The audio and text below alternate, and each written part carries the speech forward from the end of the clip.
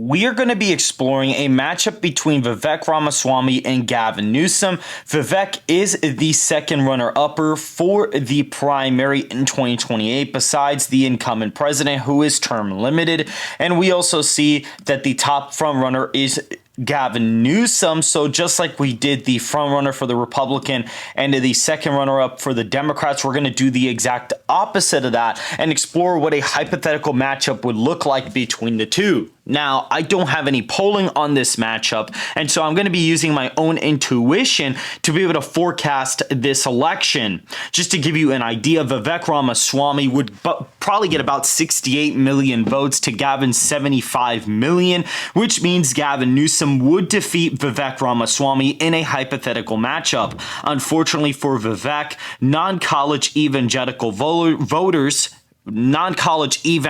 voters would more than likely not be very happy to vote for somebody like a Vivek Ramaswamy. And given the H-1B visa debate that's been going on fairly recently, I wouldn't expect Vivek Ramaswamy to beat Gavin Newsom in a hypothetical 2028 matchup. Idaho, Wyoming, the Dakotas, Oklahoma, Arkansas, Tennessee, Kentucky, West Virginia are the states that I would expect to be safe Republican in this scenario. We see the states of Louisiana and Mississippi only being 16 and 17 point wins, a lot more Democrat than in 2024. We also see the states of West Virginia, Kentucky, Tennessee. They're still safe Republican, but significantly closer in this matchup than what they were just 2 months ago. Looking at the safe Democrat states, California now a 27-point win in the Electoral College for Gavin Newsom. Oregon a 21-point win. Washington 24 points.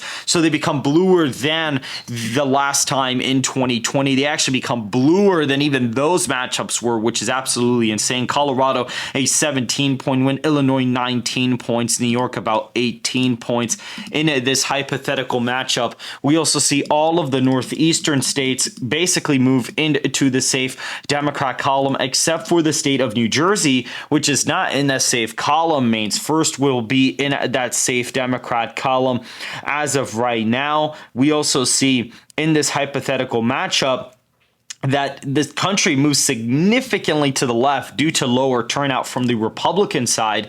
Utah, Montana are likely states. Utah only an 8-point win. A lot of Mormon voters would not turn out for Vivek Ramaswamy in this hypothetical matchup. Montana a 13.5-point win. Kansas just an 8-point win. And Ohio 7-point victory in the Electoral College, including 12-point win in Indiana and 12 points in Missouri as of right now. Looking at this hypothetical, seeing Nebraska, we see that state is significantly closer with that large, and Nebraska's first being likely, with Nebraska's second being an 11-point win.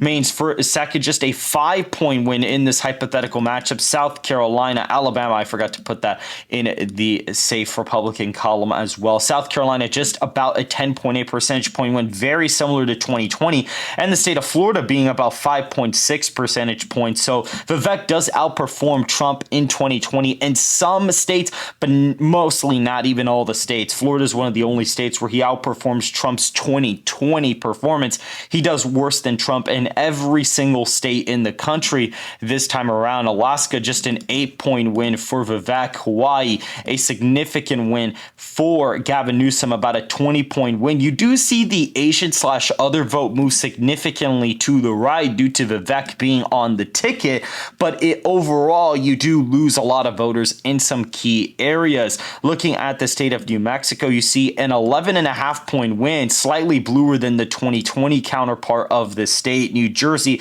a 12-point win alongside New Hampshire at 12 points and Maine at 13 points. And what's kind of interesting about this matchup in like an 11-point win in Virginia, some states here are similar to the 2020 counterparts, despite the national popular vote being more more Democrat than 2020 because of the fact that you do actually see the college whites move Republican for Vivek, but the non-college whites are what move Democrat towards Vivek Ramaswamy, and a lot of them are just not voting for him, period. A lot of them don't even show up, hence why you see base fractures in Indiana, Missouri, South Carolina, Kansas, and in Florida. Looking at these other states, Minnesota about an 11-point win into the Electoral College, 10.5-point victory in that state alone.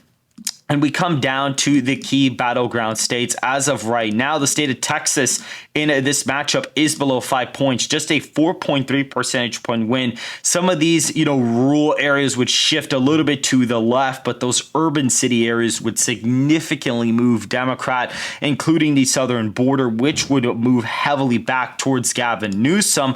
We'd also see the state of Iowa become competitive, just a 4.5-point win, very similar to the Ann Seltzer poll that came out in September, where she still had Trump up by 4 points. And you see all of the battleground states now, Michigan, Wisconsin, and Pennsylvania put Gavin over the top at 270. We see right here 4.8% in Wisconsin, 4.4% in Pennsylvania, and 4.2% in the state of Michigan. Michigan being the most Republican out of the 3 Rust Belt states. We also see Georgia in the scenario, 4.6 percentage point win for Gavin Newsom. North Carolina about a 2-point win for Gavin. We see Arizona 3.9 for Gavin Newsom, and just about a 1.9 percentage point win in the state of Nevada for Gavin as of right now. And so in this hypothetical matchup, due to the controversial debate that's been going on recently and the fact that a lot of evangelical voters would probably not vote for Vivek Ramaswamy, Gavin Newsom wins with 319 electoral college votes to Vivek's 219 electoral college votes. If you guys did enjoy this video, please make sure to hit the like button and to subscribe if you want more content just like this, and I will see you guys in the next video.